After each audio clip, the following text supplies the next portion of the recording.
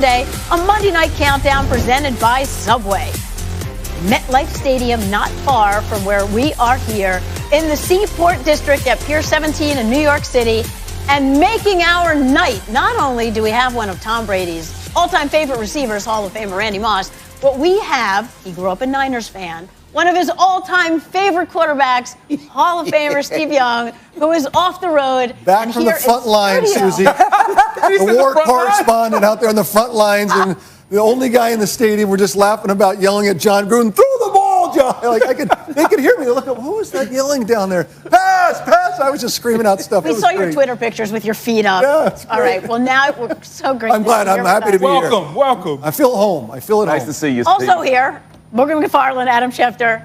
I'm Susie Colbert, and unfortunately, we're going to start with some bad news for your 49ers. Let's start with the quarterback, Adam. Susie, Jimmy Garopolo has a high ankle sprain that is going to sideline him for a minimum of 6 weeks. If he needs surgery, it's going to be longer. So no matter how you look at it, the chances are his season could well be over for the 49ers. Nick Mullins replaced him on Sunday. They're on a short week this week against Green Bay. Have to figure Nick Mullins starts on Thursday night. And the season is probably over for George Kittle as well. Suffered a broken bone in his foot on Sunday against Seattle.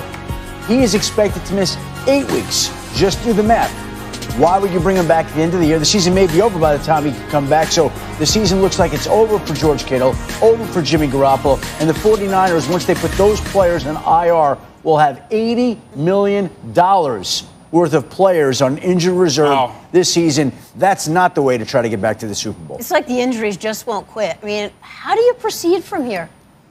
At this point, with those two going out, I mean, the 49ers season, the idea of going back to the Super Bowl is not going to happen, right?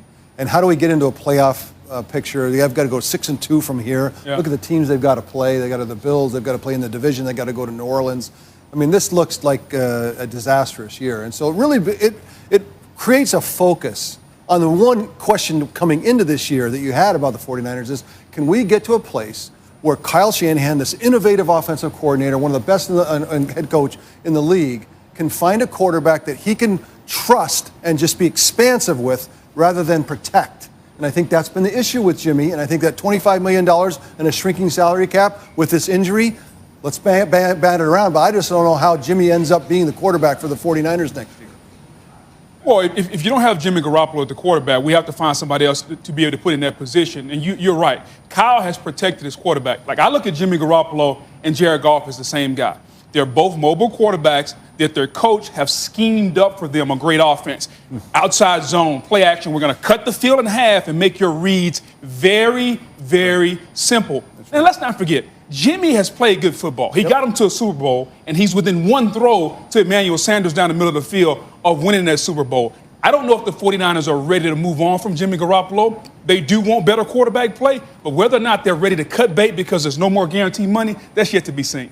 You know, it's just a shame to see all the injuries you guys were just talking about. But let me talk about the guy that I saw last night, Nick Mullins. I know that Coach Shanahan will find the quarterback of the future. But, hey, I got some high hopes for a guy like Nick Mullins. He showed some plays last night that I think that gives them some hope that, hey, we can go compete this coming Thursday. We can compete for the rest of the season. Yeah, they don't have guys like Deebo Samuels and the two guys you talk about going on IR. But I like this young Nick Mullins and his hunger and his passion to play the game of football. He's making mistakes. All young quarterbacks are making mistakes. But I do believe that Coach Shanahan will have his team going out there competing for the rest of the season. Well, what about the nuts and the bolts of this with Jimmy G? What's the contract situation? Well, you mentioned the no more guaranteed money. So his season's over. Yeah. So you have to figure they're going to be reviewing all quarterback options after the season. All would be in play. It's not like Jimmy G has this job locked up. We've seen them juggle quarterbacks this year, and a lot of it was due to Jimmy Garoppolo's health with his ankle. But they turned to Nick Mullins. They turned to C.J. Beathard. They went back to Jimmy Garoppolo. They're going back to Nick Mullins. That's how it's gone. Does that tell you that that's a team that's married to Jimmy Garoppolo going into the offseason when he's got no guaranteed money? It no, goes they're back going to to the review relationship between Kyle Shanahan and Jimmy. That's what matters. Does Kyle believe, and can he have an expansive view? And Booker, you hit it right on the head. They've created a system that Jimmy can be successful in. It's not the system that Kyle wants to run. So what's your gut? The gut is that Kyle's going to be a coach there for 10 years. He'll be one of the long-term coaches when he's finally done. Does he want Jimmy to be able to concoct an offense for him, or does he want somebody that can actually be expansive and do all the things that are in my brain rattling around? That's what Kyle wants to do. And to your point about what Kyle wants to do, go back to when Kyle Shanahan was with the Atlanta Falcons. That's what they want to do. Yes, it's zone run, but remember Matt Ryan? They were throwing the football down the field, deep shot. That's what Kyle Shanahan wants to do. He can't quite do that with Jimmy. That's the only piece he's missing, that downfield passing game. All right, so that's the future. In the present, they're on a short week. They have to host Green Bay, and then moving forward, they have the third toughest schedule in the NFL.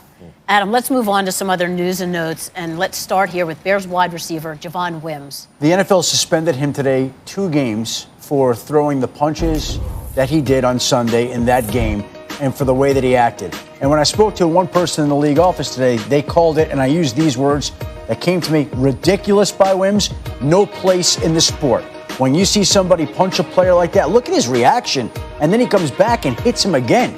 Again, it's obvious what that is. He's suspended 2 games. He's going to appeal it, and that appeal will be heard Tuesday by the NFL. I can't imagine he's going to win, but we'll see. Well, he shouldn't win. It's a great job by the league office. There's no place in our game for that. There's no place to just walk back out there and punch one of your brothers. We want to compete, and we want to do it at a high level, but we don't want to punch anybody, hit anybody in the face like that. That's a criminal offense. Correct. Forget about football.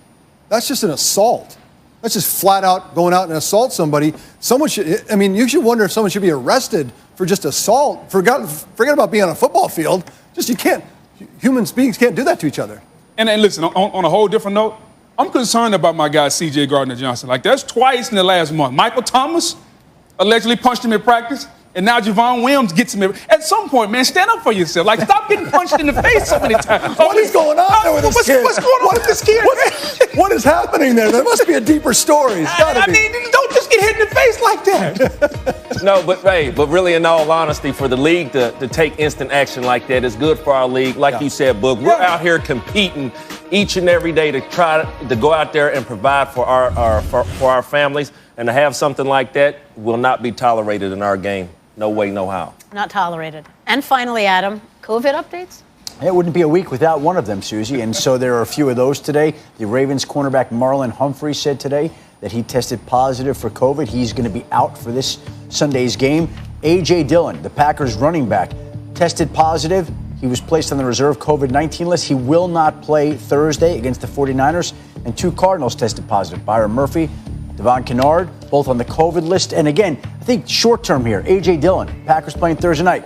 He was around players, offensive players around these running backs playing yesterday against the Vikings. And now you wonder if any other positive tests are going to come back on Green Bay. It's been eventful, not in a good way. Adam, we know you'll keep us up to date. So much to come. In the Week 8 edition of Monday Night Countdown, after another disappointing loss to the Steelers, has the league figured out the formula to stop Lamar Jackson?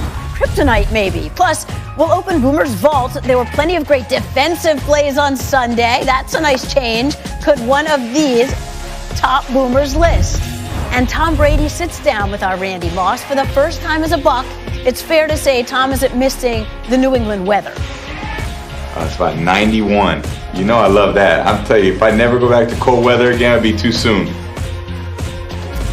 Well, how about tonight? Brady won't be loving the unseasonable cold temps tonight. They're saying windy, 40 degrees at kickoff. He'll push through in his 25th Monday Night Football appearance. Brady, under the blinding lights. All day, just like that. Tom Brady puts it only where he can